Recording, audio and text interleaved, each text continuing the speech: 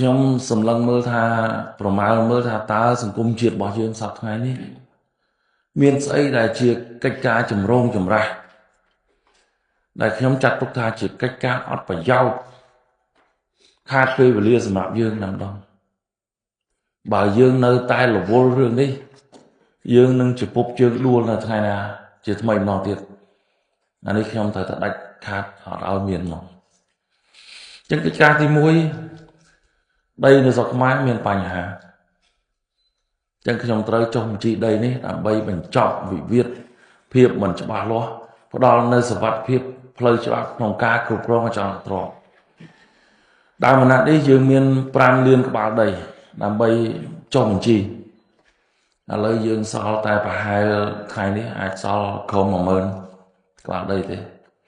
ក្បាលដីខ្លះយើងអត់ទាន់បានចុះបញ្ជីវានៅជាប់ជាពាក់ជាពិនជាមួយនឹងទល់ដែនផងជាមួយនឹង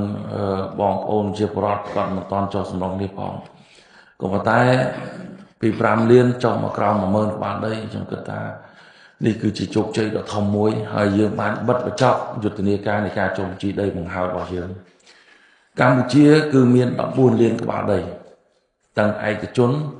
ទាំងរដ្ឋនឹងឧទាហរណ៍ដោយក្រសួងកសិកម្មអញ្ចឹងគាត់មានដីសម្បត្តិសេដ្ឋកិច្ចរបស់គាត់ក៏ច្រើនដីព្រៃបំរុងរបស់គាត់ក៏ច្រើនក្រសួងបរិស្ថានមានតំបន់អភិរក្សច្រើន72 73កន្លែងហ្នឹងបាទហើយធំក្រសួងធនធានទឹកបន្លាយបឹងបួច្រើនក្រសួងវប្បធម៌បុរាណដ្ឋានច្រើនដែលខ្ញុំនឹងបញ្ចប់ដែរការងារបុរាណដ្ឋាននេះបាទនឹងឆាប់នេះនឹងបញ្ចប់ដែរក្រសួងសាធារណការផ្លូវថ្នល់ទាំងអស់ក៏ត្រូវចុះបញ្ជីដែរអញ្ចឹងកិច្ចការយើងបានបញ្ចប់ទៅខ្ញុំអាចរាយការណ៍ជូនថា14លានក្បាលដីនេះគឺបានទទួលបាននៅសម្បត្តិទទួលបាននៅសុវត្ថិភាពផ្លូវច្បាប់ក្នុងការកាន់កាប់